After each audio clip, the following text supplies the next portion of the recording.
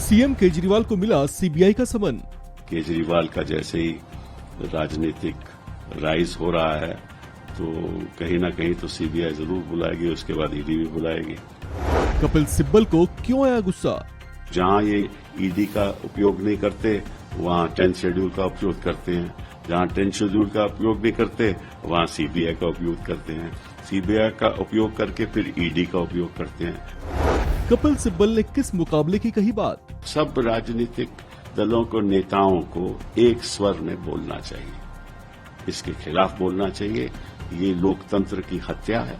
मैंने तो पहले ही 8 महीने पहले एक लेख में लिखा था कि केजरीवाल का जैसे ही राजनीतिक राइज हो रहा है तो कहीं ना कहीं तो सीबीआई जरूर बुलाएगी, उसके बाद ईडी भी बुलाएगी। तो जो मैंने कहा था वो हो गया। और आप पिछले 1 साल में देखिए कि किस तरह से एजेंसीज का उपयोग या दुरुपयोग हो रहा है।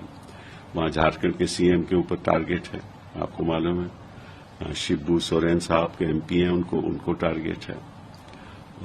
उनको लोकपाल ने समन किया है। उधर छत्तीसगढ़ के सीएम पे टारगेट है। उनके एक जो मुख्य अधिकारी थे उनको गिरफ्तार कर लिया और उनको टारगेट कर रहे हैं। पहले आपको याद होगा ममता जी को टारगेट किया था इन्होंने। उसके पहले इन्होंने और हाल ही में केरला के चीफ मिनिस्टर साहब को टारगेट किया था। उधर इन्होंने महाराष्ट्र में सरकार गिरा दी, मध्य प्रदेश में सरकार गिरा दी। तो जहां ये ईडी का उपयोग नहीं करते वहां 10th शेड्यूल का उपयोग करते हैं, जहां 10th शेड्यूल का उपयोग नहीं करते वहां सीबीआई का उपयोग करते हैं, सीबीआई का उपयोग करके फिर ईडी का उपयोग करते हैं। ये तो होना ही था। जो राजनीतिक विपक्ष के नेता हैं उनको ये टारगेट करेंगे। तभी तो अमित शाह जी कहते हैं कि हम इलेक्शन जीतेंगे, क्योंकि उनको मालूम है कि उनके हाथ में षड्यंत्र क्या है, कि उनका परसेप्शन, सारे विपक्ष के नेताओं का परसेप्शन खराब करो।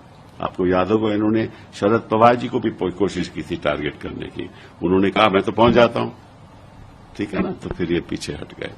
तो ये ऐसा कभी हिंदुस्तान के इतिहास में हुआ नहीं। और मैं सोचता हूं आज के दिन कि जो भी राजनीतिक दल है, चाहे उनका कोई आपसी मतभेद हो या राजनीतिक भी मतभेद हो, लेकिन इस अवसर पे सबको, सब राजनीतिक दलों को, नेताओं को एक स्वर में बोलना चाहिए, इसके खिलाफ बोलना चाहिए। ये लोकतंत्र की हत्या है। और विपक्ष जब तक एक स्वर से नहीं बोलेगा तब तक हम इस सरकार का सामना नहीं